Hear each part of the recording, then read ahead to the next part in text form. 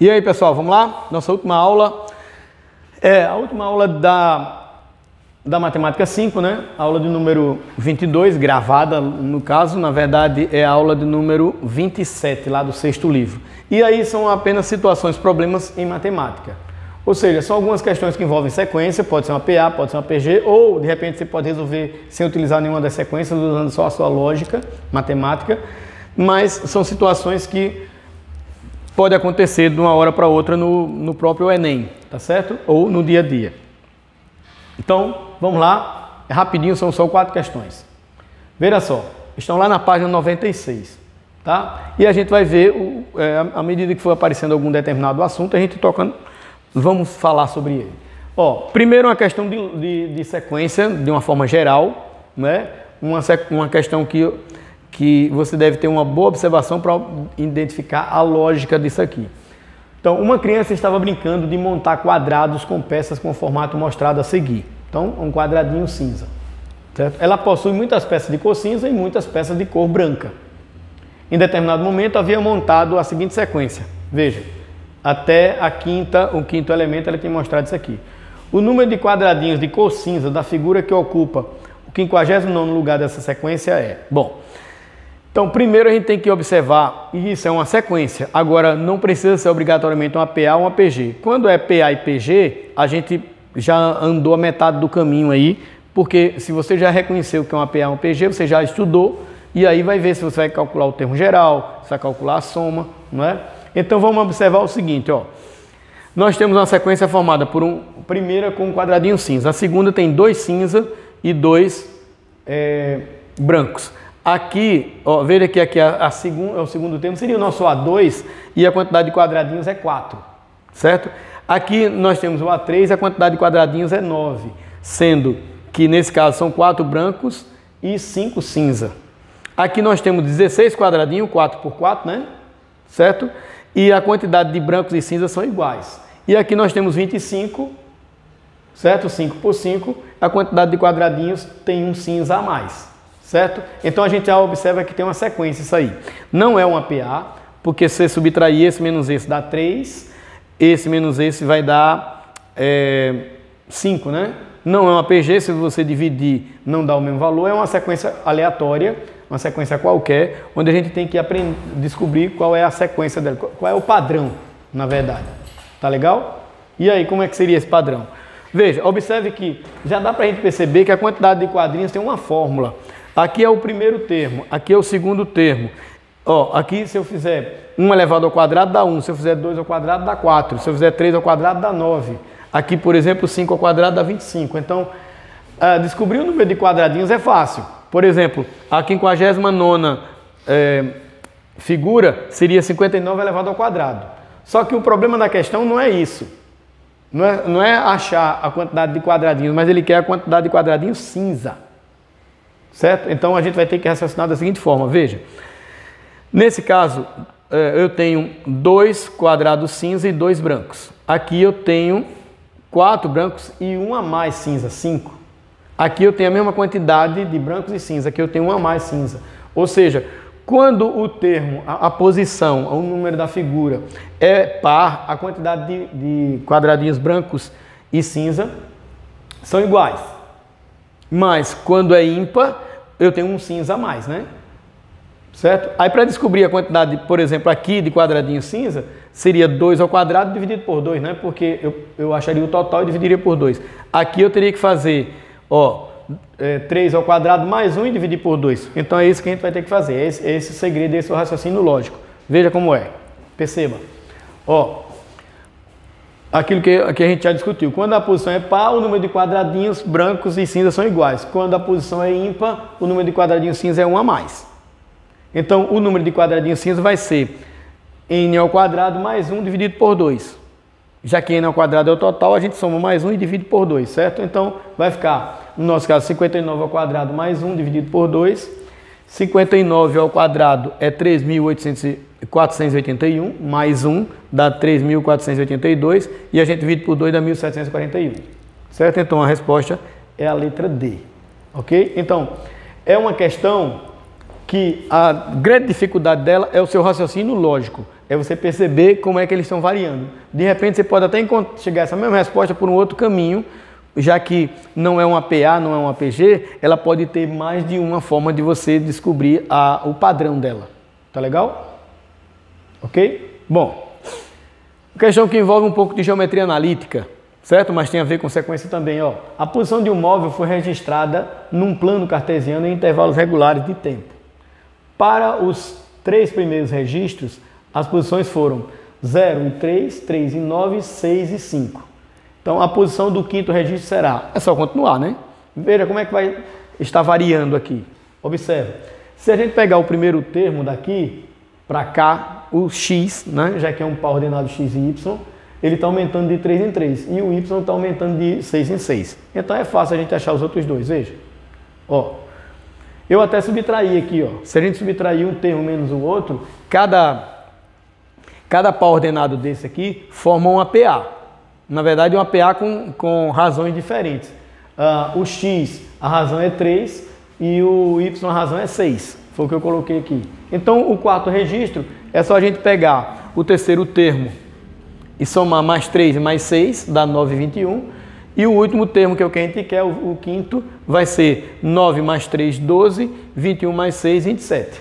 Então, fácil, letra C, sequência mais fácil impossível. Não muito comum da gente ver, porque é uma sequência que envolve pontos no plano cartesiano, mas é uma sequência bem mais simples, nem se compara com aquela primeira, né?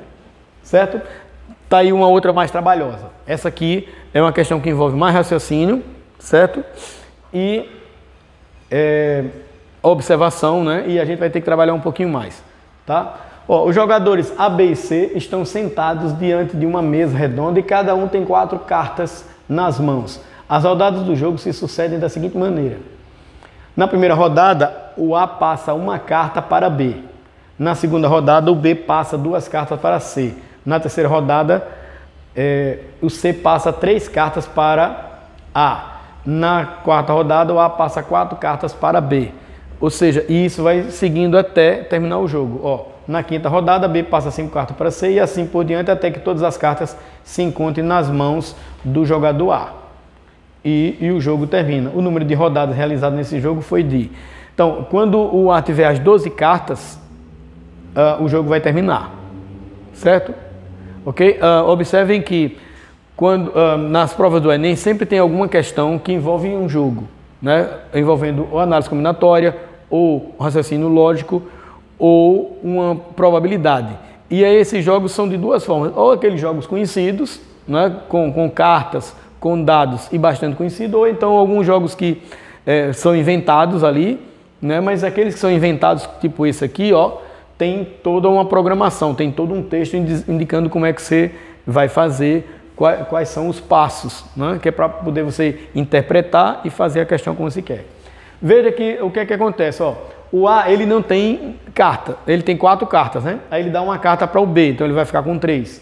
Aí quando chega na terceira rodada, o C já vai passar para o A 3 cartas. Então ele vai receber mais 3. Ele tinha 3, aí ficou com 6. Aí a 4ª rodada, o número de rodada é a quantidade de cartas que ele vai dar. Não é? Certo? Então, quando chegar na 4ª, ele vai passar 4 cartas. E assim por diante. Tá legal? Aí veja só, eu fiz uma tabela aqui. Eu peguei uma tabela já bem arrumada para ficar mais fácil de entender. E depois tem algumas formas de você pensar na questão, de repente, dependendo da sua forma de você raciocinar, você descobre a questão de um jeito bem rápido, tá? Ou não. Ó, então, são 3 jogadores, cada um com 4 cartas, né? Assim?